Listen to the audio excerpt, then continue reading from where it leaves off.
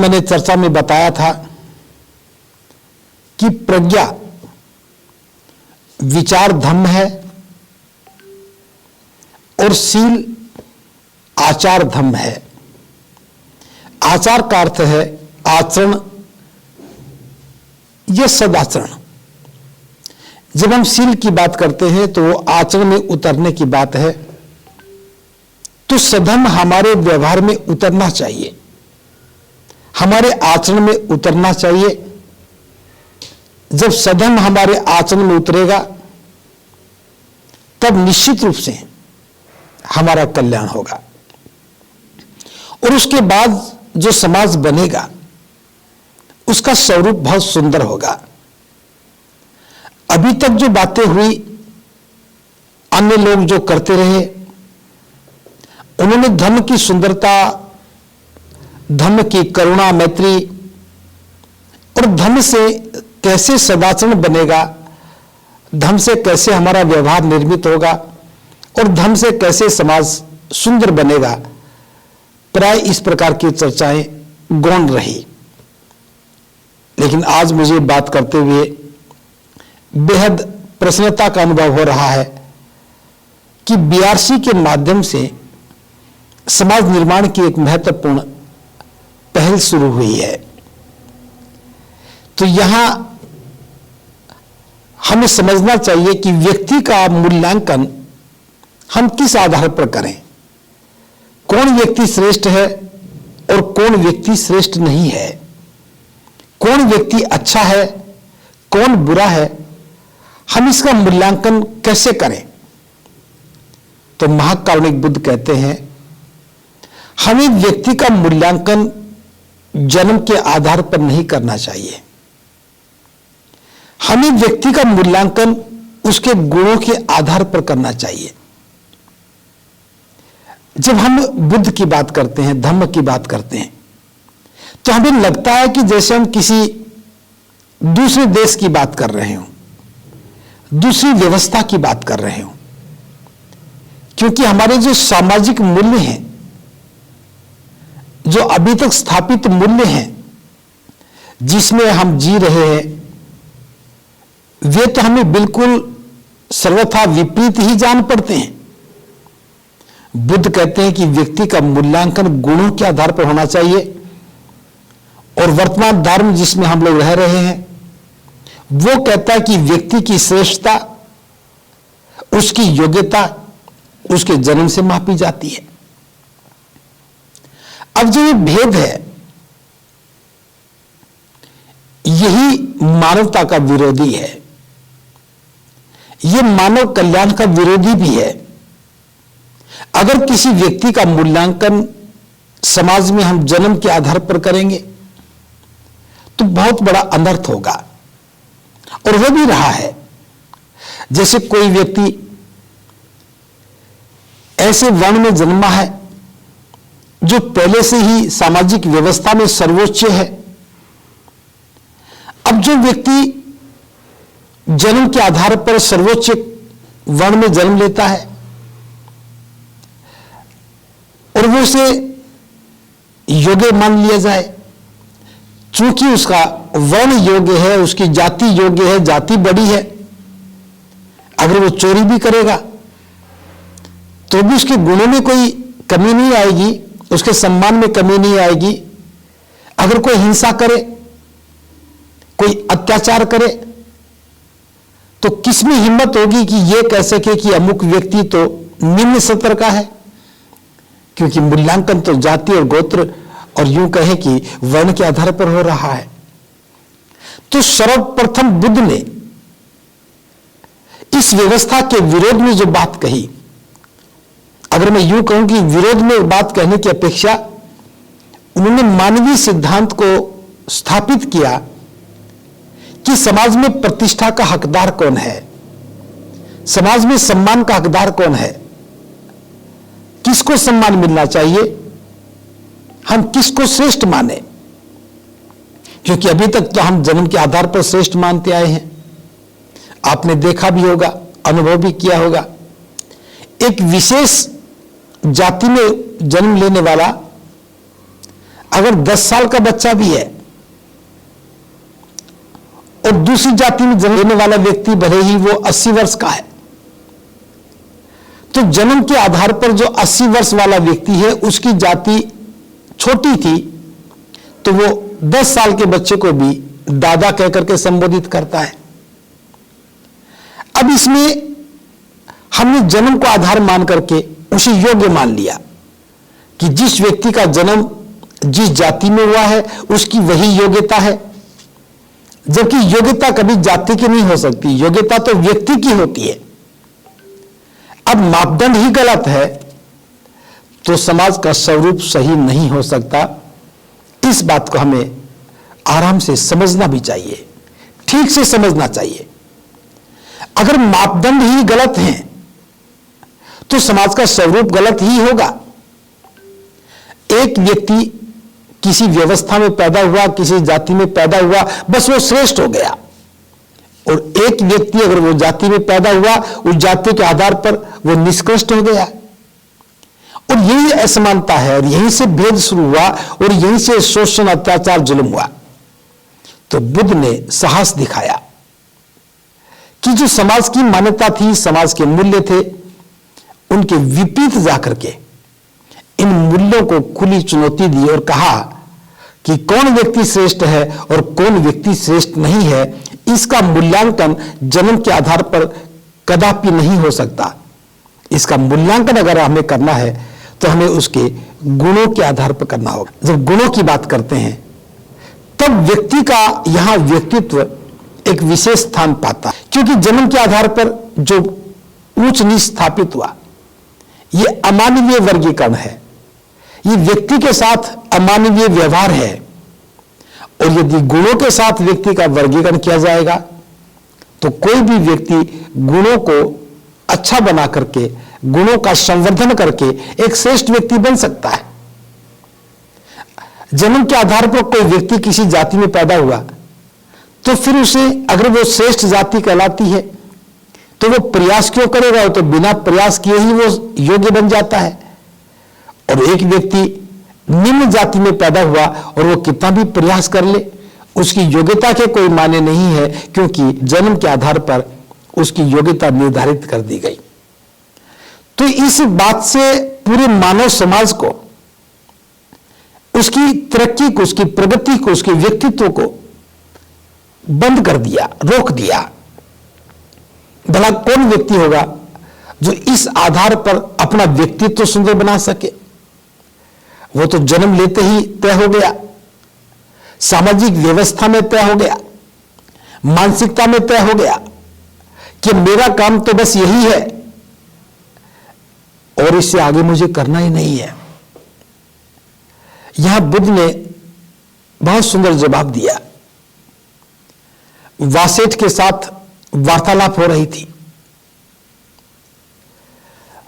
उससे बात करते हुए बुद्ध ने कहा, अगर कोई पेशा, सेवा करने से अगर व्यक्ति का स्तर गिरता है, उसकी सामाजिक प्रतिष्ठा गिरती है, उसकी अवस्था बिगड़ती है, तो ऐसे पेशे को, ऐसे काम को, ऐसी सेवा को नकारना चाहिए। और किसी काम को करने से प्रतिष्ठा बढ़ती है, अवस्था ठीक होती है, विकास होता है, तो उस काम को स्वीकार करना चाहिए। बुद्ध कहते हैं कि हमारे व्यक्तित्व का विकास सर्वोपरि है।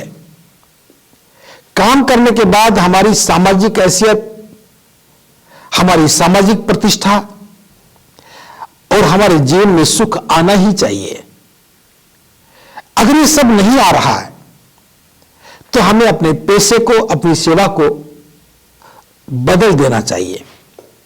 लेकिन जन्म के आधार पर जो व्यवस्था स्थापित हुई वो ये अनुमति नहीं देती थी कि कोई व्यक्ति झाड़ू लगाने का काम करता है तो वो पढ़ाने का काम करने लगे, कोई व्यक्ति किसी के पशु चराने का काम करता है तो वो डॉक्टर बन जाए। तो वहां संभावनाओं को विराम लगा दिया, प्रगति के रास्ते अवरुद्ध कर दिए, संभावनाएं खत्म कर दी और महाकारुणिक बुद्ध ने सभी लोगों के लिए गुणों के आधार पर व्यक्तित्व का निर्धारण करने की बात कहकर के सभी लोगों के लिए प्रगति के द्वार खोल दिए। तो बुद्ध के धर्म की सबसे बड़ी विशेषता है कि हर व्यक्ति को आगे बढ़ने का मार्ग प्रशस्त करता है। किसी व्यक्ति को इस आधार पर नहीं रोका जाएगा कि तुम फला कुल में पैदा हुए हो, फला जाति में पैदा हुए हो, फला वर्ण में पैदा हुए हो। इस आधार पर कोई रोक टोक नहीं है। इसलिए बुद्ध कहते हैं कि जन्म के आधार पर योग्यता का निर्धारण अमानवीय है, उसका सामाजिक उपयोग नहीं हो सकता। गुणों के आधार पर व्यक्ति को वर्गीकृत किया जाना चाहिए। तो यहां एक छोटी सी घटना है, घटना बहुत महत्वपूर्ण है, क्योंकि बुद्ध ने बहुत सारे ऐसे विषय रहे हैं जिनको सुस्पष्ट किया है, जो सामाजिक दृष्टि से बड़े महत्वपूर्ण है। जैसे आज हम बात करते हैं, समाज में बात करते हैं, तो जाति के आधार पर हम उनको लांछित करते हैं, उनको कलंकित भी करते हैं। जाति के आधार पर कुछ व्यंग्यात्मक टिप्पणियां करके किसी व्यक्ति और वर्ग विशेष का मनोबल भी गिराते हैं। और यह भाव कोई आज का नहीं है, एक बुद्ध से पहले का भाव चला आ रहा है। एक बार की घटना है कि महाकारुणिक बुद्ध सावथी के जैतवन विहार में ठहरे हुए थे। अनाथ पिंडक का जो जैतवन विहार था उसमें ठहरे हुए थे। दोपहर से पूर्व सुबह सुबह चीवर पहन पात्र हाथ में लेकर के वो भिक्षाटन के लिए निकले, और घर घर से गुजरते हुए भिक्षाटन करते हुए वे एक ऐसे घर के सामने से गुजरे जहां पर यज्ञ की तैयारी हो रही थी, जहां पर आहुति दी जा रही थी। वो घर अग्गिक का था। अग्गिक एक ब्राह्मण का नाम था जो अपने आप को विद्वान भी समझता था। बुद्ध उस अग्गिक ब्राह्मण के घर के सामने पात्र लेकर के खड़े हो गए। बुद्ध को खड़ा देख करके अग्गिक बड़ा क्रोधित हुआ और क्रोध में आकर के कहा, हे मुंडक, वही ठहर। मुंडक का मतलब जिसका सिर मुंडा हुआ है। जिस व्यक्ति के मन में घृणा होती है वो कभी सम्मान के शब्दों का प्रयोग नहीं करता। उसके मन में बुद्ध के प्रति द्वेष था, आक्रोश था, वह बुद्ध से घृणा करता था। इसलिए कहा कि हे मुंडक वही ठहर, हे वर्सल वही ठहर, आगे मत आ। क्योंकि वहां तो यज्ञ की तैयारी हो रही थी, आहुति देने की तैयारी हो रही थी, और बुद्ध इस व्यवस्था के समर्थक नहीं थे। इसलिए अग्गिक ने सोचा, अगर बुद्ध थोड़ा और आगे बढ़े तो मेरे प्रयोजन का क्या होगा। इसलिए बुद्ध को अपशब्द कहा, वर्सल कहा। वर्सल का मतलब होता है अछूत कहा, कि तुम अछूत हो, आगे मत आओ, हे मुंडक वहीं ठहर। बुद्ध ने कहा, हे अग्गिक, क्या तुम्हें मालूम है कि वर्सल कौन होता है? और मालूम नहीं है तो क्या तुम्हें जानना नहीं चाहिए कि वर्सल कौन होता है? जब तुमने मुझे वर्सल कहा है तो तुम्हें पता होना ही चाहिए कि वर्सल है कौन।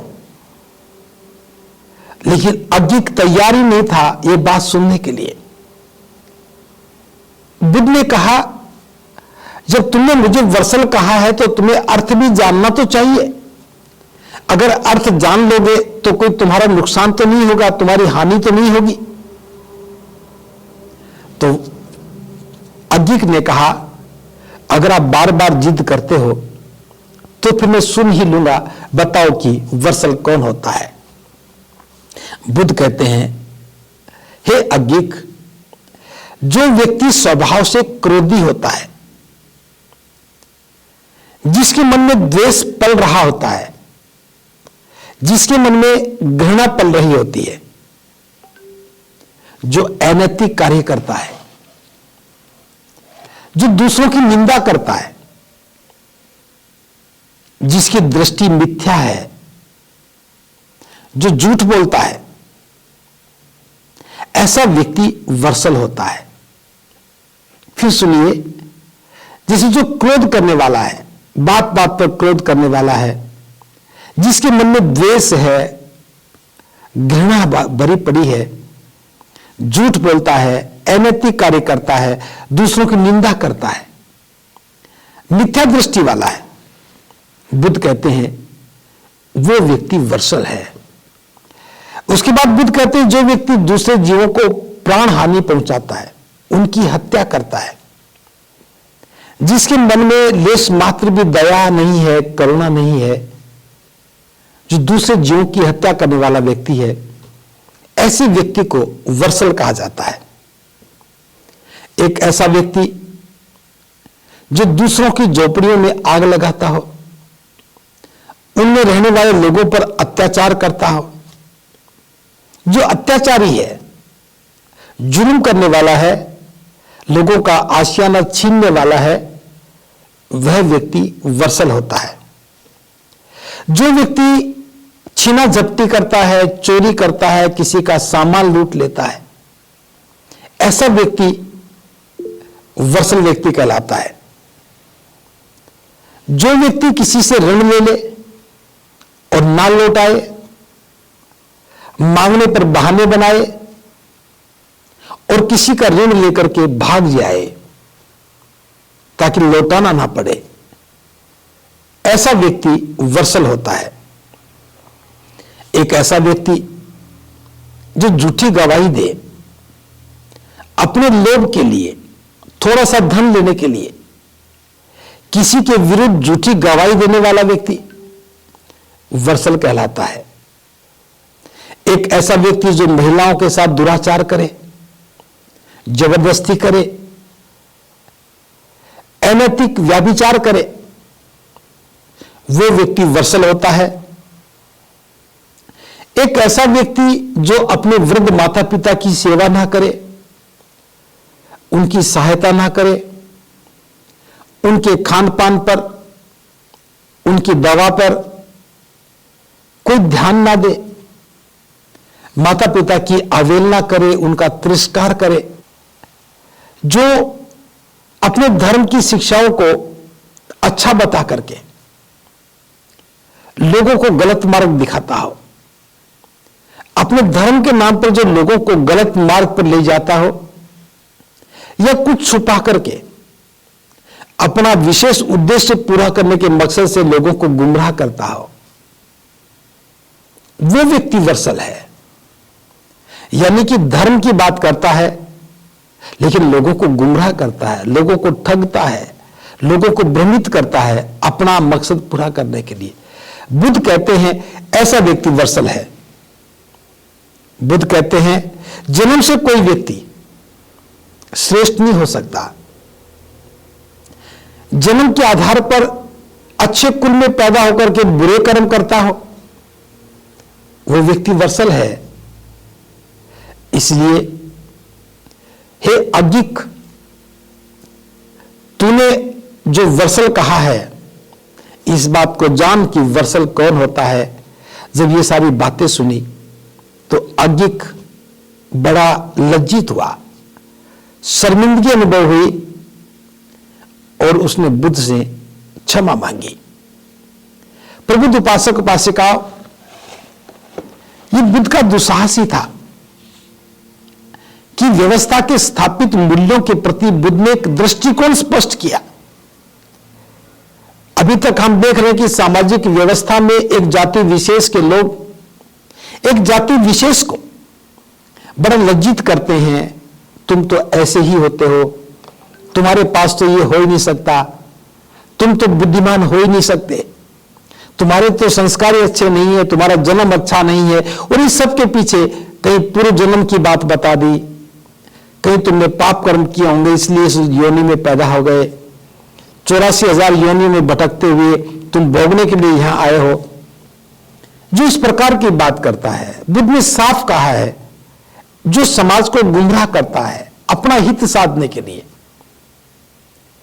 जो षड्यंत्र करके लोगों को फंसाता है, वह वर्सल होता है। और निश्चित रूप से अग्गिक भी वर्सल ही तो था।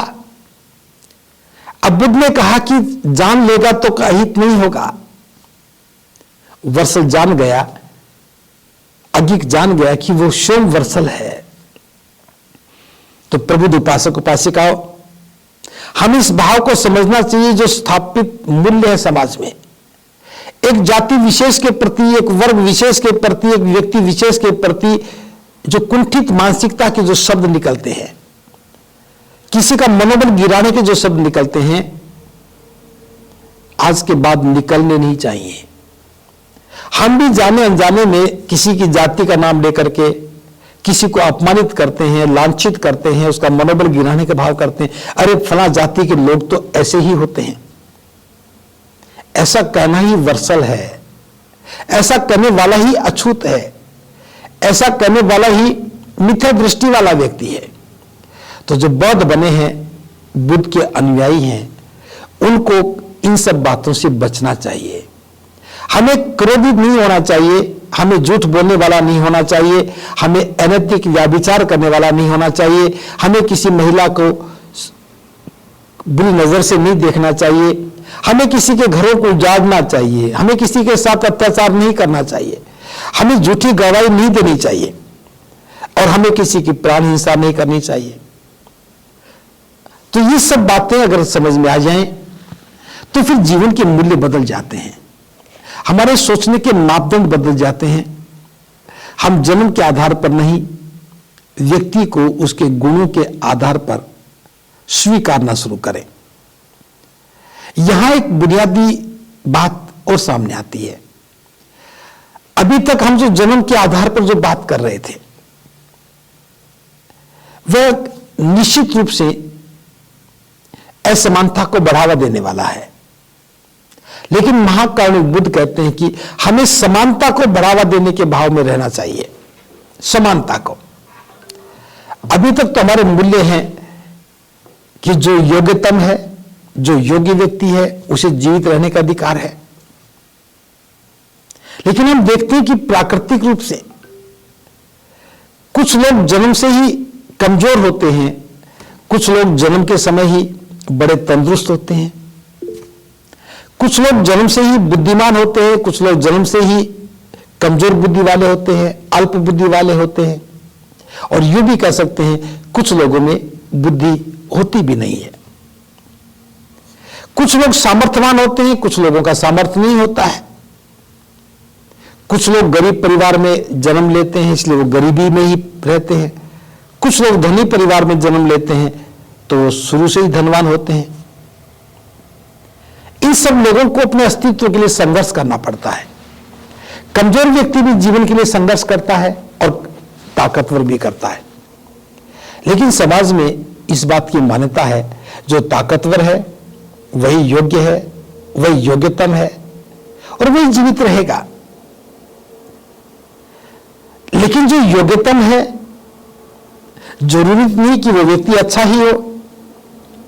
बुद्ध ने कहा कि योग्यता जीवन की श्रेष्ठता का पैमाना नहीं हो सकती। जीवन की श्रेष्ठता का पैमाना तो उसके श्रेष्ठ गुणों से ही होता है, और श्रेष्ठ व्यक्ति वह है जो शीलवान है, जो प्रज्ञावान है, जो अष्टांगिक मार्ग पर चलते हुए पारमिताओं का अभ्यास करता है। ऐसा व्यक्ति जिसमें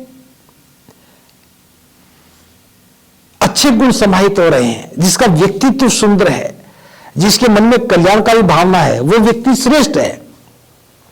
और योग्य तो कोई भी हो सकता है। एक बाहुबली व्यक्ति है, शरीर हष्टपुष्ट है, वो कुश्ती करता है, जीत भी जाता है, ताकतवर है, योग्य तो हो गया। लेकिन जरूरी नहीं कि वो लोगों का कल्याण करने वाला हो सकता है कि वो अपनी ताकत के बल पर लोगों पर जुल्म करने लगे, हो सकता है कि वो अपने शारीरिक बल के आधार पर किसी की लूटपाट करने लगे, किसी के साथ अन्याय अत्याचार करने लगे। तो योग्यता कोई पैमाना नहीं है। एक डॉक्टर योग्य हो सकता है, अच्छा ऑपरेशन करने वाला हो सकता है, बीमारी का सही इलाज करने वाला हो सकता है, लेकिन उसके मन में दुर्भावना भी हो, वो लोगों को लूटता हो, ज्यादा पैसे देता हो।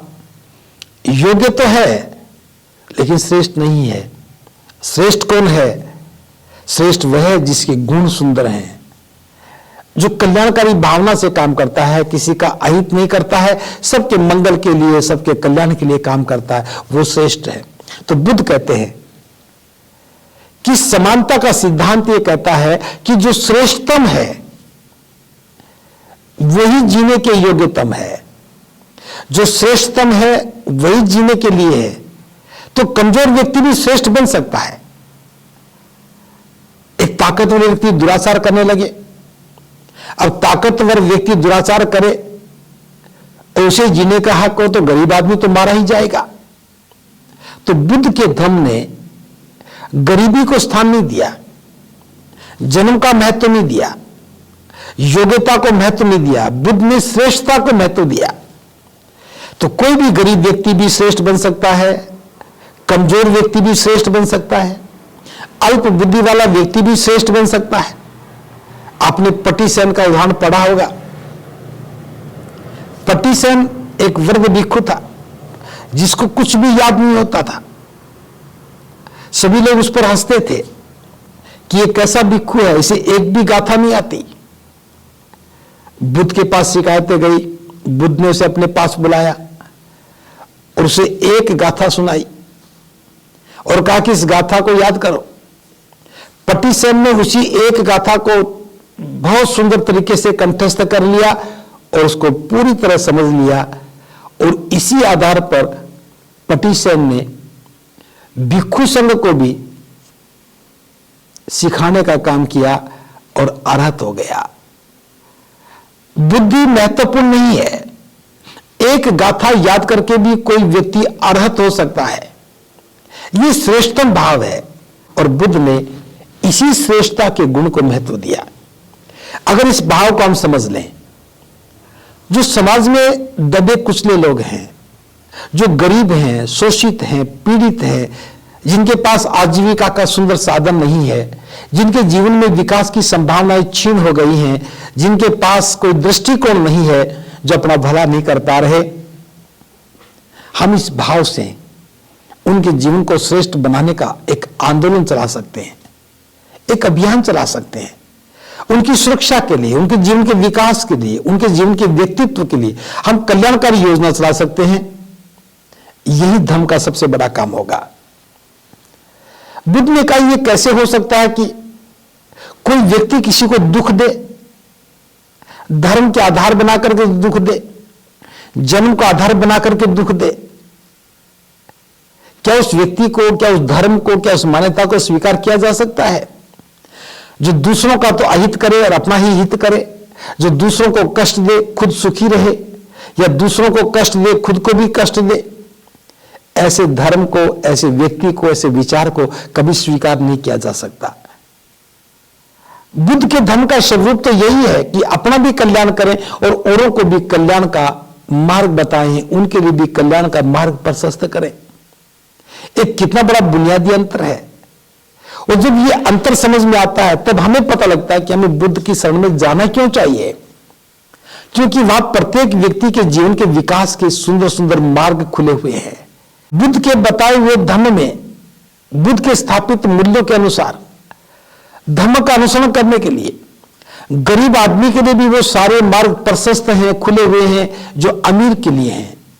जीवन को श्रेष्ठ बनाने का मार्ग गरीब के लिए भी उतना ही महत्वपूर्ण है जितना अमीर के लिए है। और जीवन को श्रेष्ठ बनाने के लिए धन की आवश्यकता नहीं है, मन के विकास की आवश्यकता है।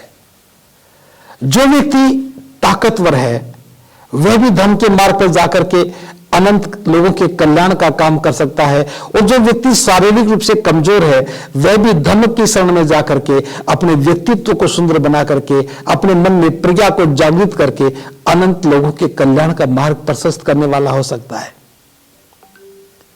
तो यह बुद्धि का बहुत बड़ा काम नहीं है, यहां तो आचरण महत्वपूर्ण है, यहां तो सदाचरण महत्वपूर्ण है। इसलिए बुद्ध का धर्म सभी लोगों के कल्याण के लिए मार्ग खोलता है, सभी लोगों के लिए। गरीब भी यहां अपना जीवन संवार सकता है, अमीर भी अपना जीवन सुंदर बना सकता है। एक दुखी व्यक्ति मन बुद्धि व्यक्ति, कमजोर बुद्धि वाला व्यक्ति, कम ताकत वाला व्यक्ति, शारीरिक बल में कमजोर व्यक्ति भी अपने आप को श्रेष्ठ बना सकता है। हम सबका फर्ज बनता है कि हम समाज में ऐसे लोगों को उनके कल्याण के लिए, उनके मनोबल को ऊंचा उठाने के लिए हम प्रयास करें और उन्हें धर्म के मार्ग पर चलने के लिए प्रेरित करें। हमारी प्रेरणा से, या यूं कहें कि यदि हम आगे आगे चल रहे हैं, हमारे गुणों में संवर्धन हो रहा है, हमारे व्यक्तित्व में परिवर्तन हो रहा है, हमने समानता की विचारधारा को स्थापित कर लिया है, हम जन्म के आधार पर किसी के साथ भेद नहीं करते हैं, गुणों के आधार पर व्यक्ति का मूल्यांकन करते हैं, सभी लोगों के लिए समान अवसर खोलते हैं, तो आप देखेंगे कि बुद्ध के धर्म पर चलने वाले अनंत लोग होंगे। एक बहुत बड़ा जनसमूह, या यूं कहें ज्यादा लोग, बहुजन लोग उस मार्ग पर चलेंगे। और यही तो महाकारुणिक बुद्ध का लक्ष्य था कि ज्यादा से ज्यादा लोगों का कल्याण हो। इसलिए बुद्ध ने सबके लिए कल्याण के द्वार खोले। यहां जन्म का भेद खत्म हो गया, यहां गोत्र का भेद खत्म हो गया, यहां कुल का भेद खत्म हो गया, यहां वंश का भेद खत्म हो गया। और यहां जन्म के समय कैसे थे, शारीरिक बल कैसा है, मानसिक बल कैसा है, परिस्थितियां कैसी हैं, माता पिता कैसे हैं, आर्थिक गरीबी कैसी है, समृद्धि कैसी है, ये सब मुद्दे गौण हो गए। अब यहां तो कल्याण का मार्ग प्रशस्त हो गया। इसलिए हमें बुद्ध के धर्म को इसी आधार के ऊपर स्वीकार करना चाहिए। और मैं ये बात कहना चाहूंगा, जो लोग बौद्ध बने हैं, बुद्ध के मार्ग पर चले हैं, अभी उन्हें और भी काम करना होगा। बुद्ध के मार्ग पर चलने के बाद पहचान भी बननी चाहिए कि मैं बौद्ध हूं। पहचान का अर्थ यह नहीं है कि हम किसी पर अधिकार जमाना चाहते हैं। पहचान का अर्थ यह नहीं है कि हम समाज में अपना प्रभुत्व स्थापित करना चाहते हैं। पहचान का अर्थ यह है कि लोगों को नजर भी आना चाहिए, जब से अमुक व्यक्ति बुद्ध की शरण में गया है उसका कल्याण हुआ है। ये जो व्यक्ति सामने नजर आ रहा है, ये जब से बुद्ध की शरण में गया है, बुद्ध के धर्म को अंगीकार किया है, बुद्ध की शिक्षाओं पर काम करने लगा है, इसका व्यक्तित्व सुंदर हो गया है, इसका आचरण श्रेष्ठ हो गया है, इसका स्वभाव श्रेष्ठ हो गया है। जब हमारा जीवन रूपांतरित होगा, जब हम बदलेंगे, हमारा स्वभाव बदलेगा, हमारा व्यवहार बदलेगा और हम स्वयं उन सामाजिक कुरीतियों से बाहर निकलेंगे। जो बुद्ध ने वर्सल होने के गुण बताए हैं, उन वर्सल होने के गुणों से, अछूत होने के गुणों से मुक्त होकर के जब हम बुद्ध के समता के मार्ग पर चलेंगे, बंधुता, मैत्री और कल्याण के मार्ग पर चलेंगे, तो निश्चित रूप से जो व्यक्ति हमें देखेगा उसे प्रेरणा मिलेगी, उसमें मनोभाव पैदा होगा कि अगर मैं भी बुद्ध की शरण में जाऊंगा तो मेरा भी कल्याण होगा, मेरा भी जीवन सुखी होगा और इस सुख से मेरा परिवार भी सुखी होगा। प्रबुद्ध उपासक उपासिका, यही धर्म का विस्तार है, यही सधर्म का विस्तार है, यही बुद्ध के धर्म के साम्राज्य का विस्तार है। लेकिन इसके लिए कोई लड़ाई नहीं लड़नी है। राजाओं के राज्य के विस्तार, धर्म के साम्राज्य युद्ध से बनते हैं। जब एक राजा दूसरे राजा पर आक्रमण करता है, जीत जाता है, तो उसके राज्य की शक्ति, उसके राज्य की सीमा उसके अधीन हो जाती है और राज्य का विस्तार हो गया। राज्य की सीमाएं बड़ी होने के बाद फिर समझौते शुरू हो जाते हैं। जो राजा लड़ना नहीं चाहता वो समझौते कर लेता है, अधीनता स्वीकार कर लेता है और साम्राज्य बनने लगता है। राज्य का विस्तार युद्ध से होता है, युद्ध जीतने से होता है और साम्राज्य का विस्तार समझौते से होता है। यह राजनीतिक परिभाषा है। लेकिन धर्म के साम्राज्य का विस्तार यह समझौते से नहीं होता, यह प्रेरणा से होता है। जब कोई व्यक्ति किसी से प्रेरणा लेता है, एक सन्मार्ग पर चलते हुए, सधर्म के मार्ग पर चलते हुए जब किसी के जीवन को सुंदर देखता है, उसके व्यक्तित्व को सुंदरता में देखता है, उसकी करुणा मैत्री के व्यवहार को देखता है, उसकी कल्याण की भावना को देखता है, तो उसको देख करके किसी दूसरे के मन में एक प्रेरणा जगे, एक भाव जगे, अगर मैं भी बुद्ध की शरण में जाऊंगा, मैं भी धर्म की शरण में जाऊंगा तो मेरा कल्याण होगा। इसी भाव से वो व्यक्ति भी प्रेरित हो जाए और वो भी कहे कि मुझे भी धम्म के अंदर, धम्म के मार्ग पर ले चलो, तो ये धम्म का, सधम्म का विस्तार हो गया, बुद्ध के धम्म के साम्राज्य का विस्तार हो गया। तो विस्तार करुणा मैत्री के व्यवहार से निकला है, विस्तार कल्याण की भावना से निकला है, व्यक्तित्व के विकास से निकला है, और ये व्यक्ति के गुणों से निर्मित एक समाज की अवधारणा से बना है। तो जो भी बौद्ध बना है वह अपने गुणों का संवर्धन करने वाला होना चाहिए। उसे अपने वंश पर, गोत्र पर, जाति पर अभिमान नहीं होना चाहिए। और बुद्ध की शरण में जाने के बाद जाति उसकी पहचान, गोत्र उसकी पहचान निश्चित रूप से खत्म होनी चाहिए, वरना तो फिर हम दूसरे सिद्धांत को मान करके अपने आप को वर्सल कहलाने के पात्र बन जाएंगे और बुद्ध की अनुकंपा से दूर हो जाएंगे। यहां मैं एक बात और कहना चाहूंगा कि अगर इतनी बात समझ में आ गई हो, क्योंकि बुद्ध का धर्म कल्याण का धर्म है, किसी को छोटा बनाने का, किसी को बड़ा बनाने का नहीं है, ये सबके कल्याण का धर्म है।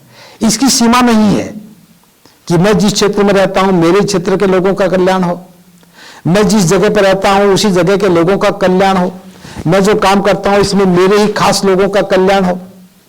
यह भावना बिल्कुल भी नहीं है। बुद्ध के धर्म के साम्राज्य की भावना तो यह है कि सृष्टि में, इस विश्व में जितने भी लोग हैं, प्राणी हैं, उन सबका कल्याण होना चाहिए। इसके लिए हमें पुरानी व्यवस्था को छोड़ करके धर्म की व्यवस्था को स्वीकार करना होगा। हमें घोषणा भी करनी होगी कि मैं बौद्ध हूं, मैं बुद्ध का अनुयायी हूं, मैं बुद्ध की शिक्षाओं को आचरण में उतारने का अभ्यास कर रहा हूं, मैं सदाचरण के मार्ग पर चलने का काम कर रहा हूं, मैं अपना भला करते हुए अनंत लोगों के कल्याण के लिए भी काम कर रहा हूं। ये डिक्लेरेशन है। हम एक व्यवस्था से निकल करके दूसरी व्यवस्था में प्रवेश कर रहे हैं। हमें भी पता होना चाहिए कि मैं बुद्ध की शरण में जा चुका हूं, मैं बुद्ध की शरण ग्रहण कर चुका हूं। चूंकि हम सामाजिक लोग हैं, हम समाज में रहने वाले लोग हैं, समाज हमें किस रूप में देखता है उसका अपना एक दृष्टिकोण है, वो हमें नहीं पहचानेगा कि हम बुद्ध के अनुयायी हो गए।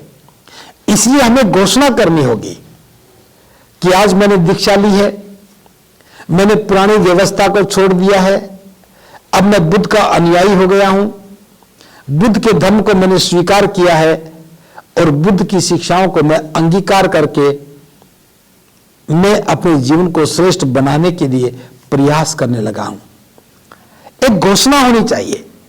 इस घोषणा में माता पिता भी हों, सगे संबंधी हो, मित्रगण हो, अड़ोसी पड़ोसी के लोग भी हों, उन सबको पता लगना चाहिए कि अमुक व्यक्ति आज से बुद्ध की व्यवस्था में चला गया है, वह बुद्ध धम्म संघ को अंगीकार करके एक श्रेष्ठ जीवन के मार्ग पर आगे बढ़ा है। और जिस दिन हम दीक्षा लें उसी दिन या उसके अगले दिन हम घोषणा करें, सभी सगे संबंधियों को, मित्रों को, अड़ोसी पड़ोसियों को बुला करके उनके साथ हम कुछ खान पान भी करें, पायस का वितरण करें, हो सके तो महिलाएं गीत भी गाएं, संगीत बजाएं, उत्सव मनाएं। दीक्षा एक उत्सव है। दीक्षा को उत्सव के रूप में लें और प्रत्येक व्यक्ति को जीवन में दीक्षा लेनी चाहिए। छोटा बच्चा है उसको भी दीक्षा दिलवाओ, बड़ा उसको भी लेना चाहिए। ऐसा नहीं कि मेरे माता पिता ने दीक्षा ले ली अब मैं क्यों लूं। माता पिता ने दीक्षा ली है, ये उनके कल्याण की बात है, आप दीक्षा लेंगे ये आपके कल्याण की बात होगी, ऐसा बाबा साहब डॉक्टर अंबेडकर ने कहा है। धर्म का संवर्धन तभी होगा जब प्रत्येक व्यक्ति दीक्षा लेकर के धर्म में प्रवेश करेगा और बुद्ध की शिक्षाओं को अंगीकार करेगा, अभ्यास करेगा, आचरण में उतारेगा। तो इसके लिए हमें दीक्षा उत्सव मनाना चाहिए। इसकी हमें डिक्लेरेशन करनी होगी, घोषणा करनी होगी, और घोषणा करने के बाद हम बौद्ध समाज बनाने का काम भी करें। और बौद्ध समाज कब बनेगा? जो जो लोग बुद्ध की शरण में आते जाएं, साथ बैठना चाहिए, एक साथ उठना चाहिए, कभी कभी एक साथ बैठ करके खाना भी चाहिए, किसी भी रूप में। जैसे उपोषित आता है, महीने में 4 उपोषित होते हैं, पूर्णिमा, अष्टमी, अमावस्या और अष्टमी। इन 4 उपोषित में से किसी एक उपोषित को हम बैठ करके साथ बैठ करके भोजन करें, साथ बैठ करके चर्चा करें, धर्म की देशना सुने, और धम्म का प्रशिक्षण भी प्राप्त करें।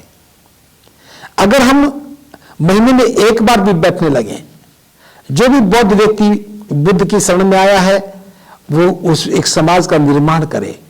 सारे बौद्ध कम से कम महीने में एक बार इकट्ठा बैठने लगे, इकट्ठी चर्चा करने लगे, पायस का भोजन का वितरण करने लगे। पूर्णिमा के दिन इस काम को किया जा सकता है, उपोषण के समय इस काम को किया जा सकता है, या फिर यूं कहें कि रविवार के दिन विहारों में इकट्ठे होकर के, अगर विहार नहीं है तो सामुदायिक भवन में इकट्ठे होकर के, अगर सामुदायिक भवन नहीं है तो सार्वजनिक जगह पर इकट्ठे होकर के धम्म देशना सुन करके, पायस का वितरण करके हम अपनी सामाजिक भावना के साथ एक समाज का निर्माण करने का काम करेंगे तो निश्चित रूप से हमारा मंगल होगा। ये काम बहुत जरूरी है। अभी तक लोग बौद्ध तो बने लेकिन बौद्ध समाज नहीं बना पाए, बौद्ध तो बने बुद्ध के मार्ग पर नहीं चल पाए, बौद्ध तो बने लेकिन पिछले धर्म का कुछ छोड़ा नहीं, बुद्ध का स्वीकार किया नहीं, तो उनकी अवस्था में कोई परिवर्तन नहीं हुआ, उनकी पहचान में कोई परिवर्तन नहीं हुआ। और यहां तक कि बहुत सारे लोग तो बौद्ध बनने के बाद भी नाम के पीछे लगने वाले गोत्र को ही ज्यादा महत्व देते हैं। विशेष रूप से मैं कहना चाहूंगा, महाराष्ट्र में यह गलत दौर शुरू हुआ। लोग बौद्ध तो बने लेकिन गोत्र नहीं बदले, गोत्र की पहचान को नहीं छोड़ा। अब गोत्र जो है वो जाति की एक पहचान है, और जाति की पहचान को लेकर के बौद्ध बनेंगे तब निश्चित रूप से हम नई पहचान स्थापित नहीं कर पाएंगे। महाराष्ट्र में धम्म की क्रांति ज्यादा प्रभावकारी नहीं हो सकी। धम्म एक ही जाति में सिमट कर रह गया, दूसरी जाति तक धम्म गया ही नहीं। और यहां तक जो मैंने देखा सुना कि भिक्षु भी जाति से बाहर नहीं निकले, वे भी जाति की बात करते हैं, जातिगत दुर्भावना के शिकार रहते हैं। तो इससे तो समाज का अहित होगा। मैं समस्त भिक्षुओं से भी कहना चाहूंगा कि उन्हें जाति की बात को नकारना चाहिए, जाति के मनोभाव से बाहर निकलना चाहिए, और समाज में जो जातिगत मूल्य हैं, जातिगत पहचान के जो शब्द हैं, उनसे बाहर निकल करके हमें बौद्ध समाज के निर्माण की घोषणा करनी चाहिए। और जो जो बौद्ध बन जाए उसका फर्ज बनता है कि वो इस धर्म के साम्राज्य को स्थापित करने में अपनी महती भूमिका निश्चित करे, उसके लिए काम करे। इसके साथ साथ मैं ये भी कहना चाहूंगा कि बौद्ध धर्म का विस्तार कब होगा? जब हम बौद्ध बनने के बाद अपनी संतान के विवाह बौद्धों में ही करने लगेंगे, और रिश्ते करते हुए, संबंध स्थापित करते हुए बिल्कुल भी ध्यान नहीं रखना है कि पीछे पहले बौद्ध बनने से पहले इनकी जाति क्या थी। अगर हम जाति को ढूंढने लगेंगे तो निश्चित रूप से पिछले धर्म की बीमारी बौद्धों में आकर के एक महामारी का रूप अख्तियार कर लेगी, क्योंकि उस बीमारी से मुक्ति के लिए तो हम बुद्ध की शरण में आए थे, और यहां भी अगर उस बीमारी के जीवाणु, उस बीमारी के विषाणु साथ में आएंगे तो बौद्ध धर्म भी युक्त हो जाएगा, और वहां आने से हमारा कल्याण नहीं होगा। इसलिए स्पष्ट मंतव्य के साथ कह रहा हूं, बौद्ध बनना है तो नई पहचान के साथ बनो, बौद्ध बनना है तो नए मूल्यों के साथ बनो, बौद्ध बनना है तो नई धारणाओं के साथ बनो। पुरानी धारणाओं को लेकर के नई धारणाओं के बीच में अगर हम आएंगे तो फिर हम स्वयं कंफ्यूज हो जाएंगे, हम स्वयं भ्रमित हो जाएंगे, हम समझ नहीं पाएंगे कि बुद्ध का धर्म सही है या पहले वाला सही था।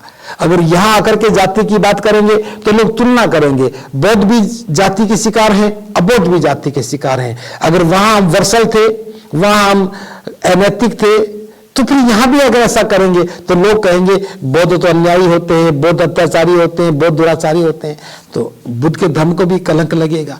इसलिए पुरानी अवधारणाओं को, पुरानी समस्याओं को, पुरानी बातों को, पुराने सिद्धांतों को, उनको वहीं छोड़ करके आना है, और बुद्ध की शरण में आने के बाद बुद्ध के धर्म के सिद्धांतों को, बुद्ध की देशनाओं को, बुद्ध के द्वारा बताए गए मार्ग को समझ करके अंगीकार करना है, और अपना जीवन सुंदर बनाने के लिए सदाचरण के मार्ग पर चल करके श्रेष्ठ आचरण के साथ धर्म को स्थापित करना है, बौद्ध समाज का निर्माण करना है, दीक्षा लेकर के डिक्लेरेशन करनी है, ताकि हमारी पहचान हो सके और किसी भी रूप में हम जो भी बौद्ध बने हैं सबके साथ समानता का व्यवहार करें, जो बौद्ध नहीं बने हैं उनके साथ भी समानता का व्यवहार करें, किसी के साथ अन्याय ना करें, किसी का अहित ना करें, किसी का बुरा ना करें। इसी मंगल भावना के साथ जब हम आएंगे तो देखेंगे हमारा समाज बहुत सुंदरता के साथ निर्मित होगा। बौद्ध समाज का निर्माण होगा तो श्रेष्ठता के भाव में होगा, बौद्ध समाज का निर्माण होगा तो श्रेष्ठतम व्यक्ति बनने के भाव में होगा। और मैं एक कामना करता हूं कि महाकारुणिक बुद्ध के धर्म का साम्राज्य और विस्तार पाने लगे, पूरे विश्व में ये धर्म का साम्राज्य फैल जाए और सभी लोगों के कल्याण के लिए बुद्ध की शिक्षाएं घर घर पहुंच जाएं, सबके जीवन में उतरने लगे और एक सुंदर व्यक्तित्व के साथ सुंदर समाज का निर्माण होने लगे। सबके कल्याण की भावना के साथ ये काम और आगे बढ़ता रहे, ये मेरी मंगल कामना है।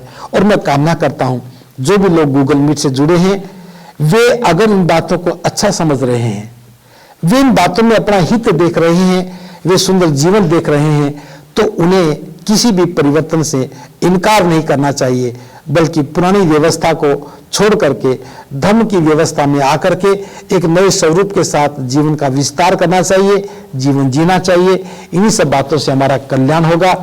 और इन्हीं शब्दों के साथ मैं आज के इस विषय को यहीं विराम देता हूं और कल हम फिर एक नए विषय पर बात करेंगे। इन्हीं शब्दों के साथ आप सबका मंगल हो, सबका मंगल हो, सबका मंगल हो।